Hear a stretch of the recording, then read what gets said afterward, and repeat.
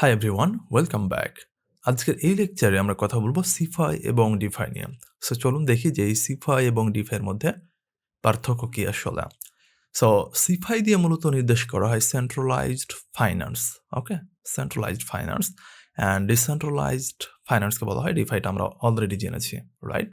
So প্রথমে আমরা traditional finance বা যেটাকে সিফাই বলতেছি সেটা এবং ডিফাইয়ের মধ্যে পার্থক্য দেখব। সো সিফাই মানে সিম্পলি ট্রেডিশনাল ফাইন্যান্স, যেমন ব্যাংক বা ফাইন্যান্সিয়াল ইনস্টিটিউশন। ওকে, এখানে সবকিছু সেন্ট্রাল অথরিটি কন্ট্রোল করে। এভরিথিং কি করা হয়? সেন্ট্রাল অথরিটি দ্বারা কন্ট্রোল করা হয়। আমাদের এইখানে ইন্টারমিডিয়ারিজ লাগে, যেটাকে আমরা থার্ড পার্টি বলে থাকি। কেওয়াইসি আমাদের করতে হয়। আর সবচেয়ে বড় প্রবলেম হচ্ছে লিমিটেড অপারেটিং আওয়ার্স, অর্থাৎ ব্যাংক যতক্ষণ চালু আছে আপনি ততক্ষণ কি করতে পারছেন? এর সার্ভিসগুলো নিতে পারছেন। এখন যদি আমরা ডিফাইয়ের কথা বলি, এইটা একটা স্মার্ট কন্ট্রাক্ট দিয়ে কন্ট্রোল করা হয়। এখন স্মার্ট কন্ট্রাক্ট কি? এটা হচ্ছে একটা কোড। সো কোড যখন আমি একবার লিখে ডিপ্লয় করে দিলাম, তখন আমাকে এইটা অন্য কোনো পারসনকে এটা পুশ করতে হচ্ছে না। পিয়ার টু পিয়ার ট্রান্সাকশনে আমরা সবকিছু করতে পারি। সো দ্যাট আমাদের এই যেখানে থার্ড পার্টির প্রয়োজন হচ্ছিল, এটা আমাদের এখানে দরকার নাই। অনলি আমার পুরো ডিভাইস সিস্টেমে ইন্টারেক্ট করার জন্য, টাকা দেওয়ার জন্য, নেওয়ার জন্য, ইনভেস্টের জন্য যা কিছুই করেন না কেন, আমার কেওয়াইসি বলেন, এএমএল বলেন, বিভিন্ন ডকুমেন্ট বলেন, কোনো কিছুই আমার ডিফাইতে প্রয়োজন হয় না। সিম্পলি একটা ওয়ালেট আমাদের কি হয়? প্রয়োজন হয়।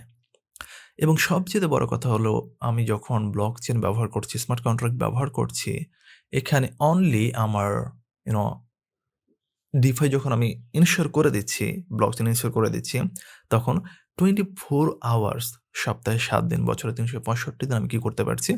এই যে সার্ভিস, এটা নিতে পারছি। ওকে? সো এরপরে যদি আমরা একটু বিভিন্ন সার্ভিস এর মধ্যে কম্পেয়ার করি সিফাইতে এবং ডিফাইতে, সেগুলো একটু চলুন দেখি। ওকে, তাহলে প্রথমে যদি আমরা ট্রেডিংকে পিক করি, ট্রেডিং। সো এদিকে আছে আমাদের সেক্স, যেটাকে সেন্ট্রালাইজড এক্সচেঞ্জ বলা হয়, যেমন বাইন্যান্স, কয়েনবেজ। এদিকে আছে ডিসেন্ট্রালাইজড এক্সচেঞ্জ, যেমন ইউনিসব, ডিওয়াইডিএক্স। ওকে, এখন প্রথমে যদি আমরা ট্রেডিং নিয়ে কথা বলি, তাহলে সিফাইতে দেখব যে বাইন্যান্স, কয়েনবেজের মতো সেন্ট্রালাইজড এক্সচেঞ্জ আছে, এখানে অর্ডার বুক থাকে। Order book. সো এই অর্ডার বুক আমাদের খুব দ্রুত এক্সিকিউট হয়, এক্সচেঞ্জে আপনার ফান্ড হোল্ড করে রাখে। এবং ফিয়াট মূলত কি করে? আমার টাকা দিয়ে ক্রিপ্টো কেনাবেচা করা যায়। আবারও বলতেছি কিভাবে কাজ করছে মূলত। যদি একদম ইন সিম্পল ল্যাঙ্গুয়েজে বলি, এই বাইন্যান্স, কয়েনবেজ এদের কাছে মূলত আমাদের প্রাইভেট কি থাকে। ওকে, প্রাইভেট কি থাকে? এই প্রাইভেট কিটা দিয়ে তারা মূলত কি করে? আমাদের বিহাফে, ওকে, আমাদের বিহাফে তারা এভরিথিং পরিচালনা করে থাকে। এখন যদি আমরা ডিফাইতে কথা বলি, তাহলে ডিফাইতে ইউনিসব, ডিওয়াইডিএক্স আছে, আমরা বললাম। সো এখানে আছে আমাদের এএমএম সিস্টেম। ওকে, সো নিজের ওয়ালেটে আমাদের কি থাকবে? ফান্ড থাকবে। স্মার্ট কন্ট্রাক্ট দিয়ে সবকিছু আমরা পরিচালনা করব। এখানে এরকম হবে না যে প্রাইভেট কি আমার ইউনিসব, ডিওয়াইডিএক্স হোল্ড করে রাখবে। ওকে, এবং প্রত্যেকটা ট্রানজাকশন আমাদের ওয়ান চেইনে কি করা হবে? রেকর্ড করে রাখা হবে। এবার আমরা যদি একটু লেন্ডিং এবং বোরিং এর বিষয়টা দেখি, সিফাইতে আমাদের লেন্ডিং আছে ডেফিনিটলি, তাই না? সো সিফাইতে ক্রেডিট চেক করা হয়। এরপরে সুদের বা যেটাকে আমরা ইন্টারেস্ট বলি, এটার হার ফিক্স থাকে। ম্যানুয়ালি আমরা কি করি? লোনটাকে অ্যাপ্রুভ করি। লিগ্যাল ডকুমেন্ট লাগবে যখন আপনি কোনো কিছু লোন নিতে যাবেন, ঠিক আছে? অ্যান্ড লাস্টলি যদি আমরা বলি যে ফিয়াট কারেন্সিতে আমার কি করতে হবে? লোনটা আমাকে দেওয়া হবে। কিন্তু ডিফাইতে যদি আমরা কথা বলি, তাহলে পরে হচ্ছে ওভার কোলাটেরালাইজেশন মূলত হচ্ছে আমার কি করা হয়? লাগে। হ্যাঁ? মানে হচ্ছে আমার লোনের চেয়ে বেশি কোলাটেরাল রাখতে হবে।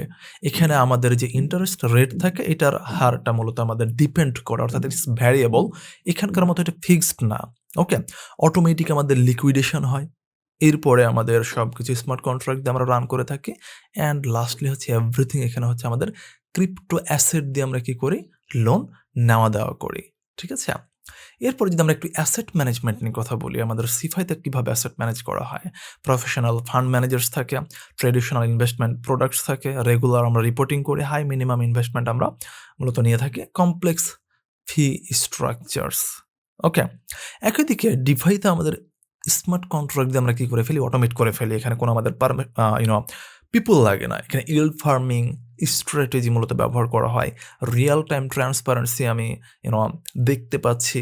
কম টাকা দিয়ে আমি শুরু করতে পারতেছি এবং এভরিথিং প্রোটোকল বেসড আমার কি হচ্ছে? ফি দিয়ে মূলত আমি এখানে ঘটনাবলী ঘটাচ্ছি। ঠিক আছে? এরপরে লাস্টলি না আমাদের সিকিউরিটি নিয়ে আমরা কথা বলব। তারপর আমাদের আরো একটা সার্ভিস নিয়ে আমরা মূলত কথা বলব। ওকে? সো এখন যদি আমরা একটু সিকিউরিটি আর রিস্ক নিয়ে আলোচনা করি তাহলে সিফাইতে ইনস্টিটিউশনাল সিকিউরিটি মেজরলি থাকে। ইন্স্যুরেন্স কাভারেজ থাকে, রেগুলেটর দ্বারা নিয়ন্ত্রণ করা হয়, কাস্টমার সাপোর্ট পাওয়া যায়, টাকা হারিয়ে গেলে রিকভার করার অপশন থাকে। সো ইন দিস কেস সিফাই কিছুটা ভালো আমরা বলতেই পারি অফকোর্স, হ্যাঁ? ডিফাইতে আমাদের স্মার্ট কন্ট্রাক্ট অডিট করা হয়। কোড আইন, হ্যাঁ? কোড ইজ ল, এটা হচ্ছে ব্লকচেনের একটা ফান্ডামেন্টাল লাইন, হুম? সো আমি স্মার্ট কন্ট্রাক্টে যখন কোড লিখতেছি, কোডের ভেতরে যে সকল আমি নির্দেশাবলী দিচ্ছি এবং এগুলা দিয়ে আমি যখন ডিপ্লয় করে দিচ্ছি, এরপরে আসলে আমার হাতে কোনো অ্যাক্সেস বা কন্ট্রোল থাকে না। এইজন্য আমরা বলে থাকি code is law, okay? Transaction unchangeable থাকে, আমরা চেঞ্জ করতে পারবো না, হ্যাঁ? ইমিউটেবল যেটাকে আমরা বলে থাকি। কমিউনিটি দ্বারা এটা কি করা হয়? গভর্নেন্স করা হয়। অ্যান্ড সেলফ কাস্টডি রিস্ক থেকে যায়। মানে মনে করুন আপনার প্রাইভেট কি আপনি হারিয়ে ফেলেছেন, কারো সাথে শেয়ার করে ফেলেছেন। এই ক্ষেত্রে কিন্তু ডিফাইতে এটা আপনার ব্যাক পাবেন না। যার কাছে প্রাইভেট কি থাকবে তিনি কিন্তু আপনার সকল কিছু কি করতে পারবেন? অ্যাক্সেস করে ফেলতে পারবেন, হ্যাঁ? সো ইন দিস কেস এইটা সেফ, বাট এটাকে অফকোর্স আমরা সেফার বলব যদি আমাদের স্মার্ট কন্ট্রাক্ট ঠিকঠাক থাকে। আমরা খুব ভালোভাবে আমাদের যে ওয়ালেটের ইনফরমেশনগুলো থাকবে, লাইক প্রাইভেট কি, লাইক আপনার যে ১২ টা ফ্রেজেস থাকবে, এগুলো যদি খুব ভালোভাবে আমরা সংরক্ষণ করতে পারি তাহলে অবশ্যই এটা আমরা বলতে পারি সেফেস্ট, ওকে? অ্যান্ড লাস্টলি যদি আমরা কথা বলি আমাদের রেগুলেটরি অ্যাসপেক্টসে, হুম? সো রেগুলেটরি দিক থেকে ২ টি সিস্টেম কিভাবে আলাদা দেখি। সিফাইতে আমাদের লাইসেন্স লাগে, গভর্নমেন্ট মনিটরিং করে, রিপোর্টিং করতে হয়, অ্যান্টি মানি লন্ডারিং রুলস আমাদেরকে মানতে হয় এবং কেওয়াইসি মাস্ট আপনার রাখতে হবে। নো ইওর কাস্টমার যেটাকে আমরা বলে থাকি, হ্যাঁ? বাট ডিফাইতে এখনো এই যে রেগুলেশনগুলো এগুলো এখনো ক্লিয়ার না। ঠিক আছে? অ্যান্ড আমাদের কোনো ভৌগোলিক সীমানা নাই। আপনি কোন দেশে আছেন, কোন জায়গায় আছেন, কোন কন্টিনেন্টে আছেন, ইট ডাজন্ট ম্যাটার। পুরো পৃথিবীটা একটা স্পেস হিসেবে আমরা চিন্তা করতে পারি। ওকে? কিছুটা ওভারসাইট লিমিটেড আছে। তারপরে আমরা সিউডোনোমাসলি বা অ্যানোনিমাসলি আমরা ট্রান্সেকশন করতে পারি। অর্থাৎ ব্লকচেইনে কিন্তু আমার একদম এক্সাক্ট নেম যেটা আমার ইমেইল, আমার ফোন এটা যে দিতে হবে, ইট it's not mandatory, okay? And নতুন রেগুলেশন মূলত আমরা কি করতে পারি? নিয়ে আসতে পারি।